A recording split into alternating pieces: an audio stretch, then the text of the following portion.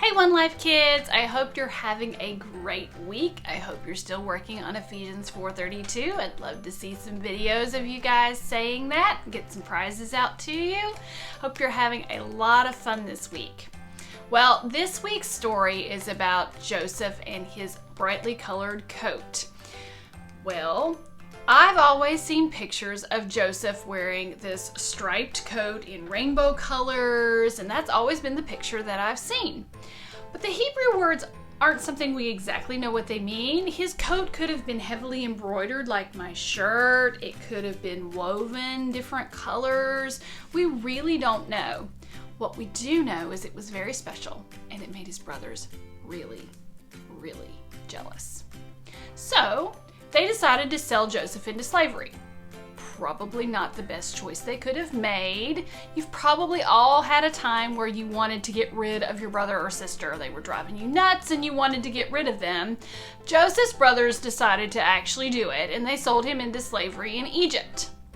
And while Joseph is in Egypt, things are not really fun. He starts out as a slave, and then he gets thrown in prison for something he didn't actually do. And while he's in prison, the people forget and don't tell somebody to help him get out. But eventually, he does get out of prison and becomes the second most powerful person in all of Egypt. And he's in charge of food distribution during a famine. All of a sudden, his brothers show up, and they want food. Well, Joseph had a choice to make. He has the perfect opportunity to get revenge. He could have told his brothers no. They don't have any idea who he is. He very easily could have just sent them home and said no. He could have had them thrown in prison. He had one of his brothers put in prison for a short period of time. The Egyptians would have put these guys in prison and never blinked, never thought twice about it. They would have done exactly what Joseph said. But Joseph made a different choice. Joseph chose to be a non-avenger. You're going to read all about that with your family. You can talk about his choices and talk about what happens.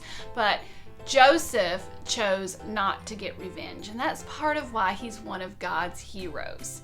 He chose to forgive his brothers, to realize that God had used the bad stuff in his life to bring good for his family and for everyone around him. And he forgave his brothers.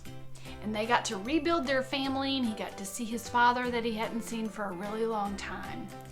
So we need to be like Joseph and remember when our brothers and sisters are driving us crazy, that we need to forgive them, that it's always the best choice. It's not the easy choice, but it's the good choice. I hope you have a great week.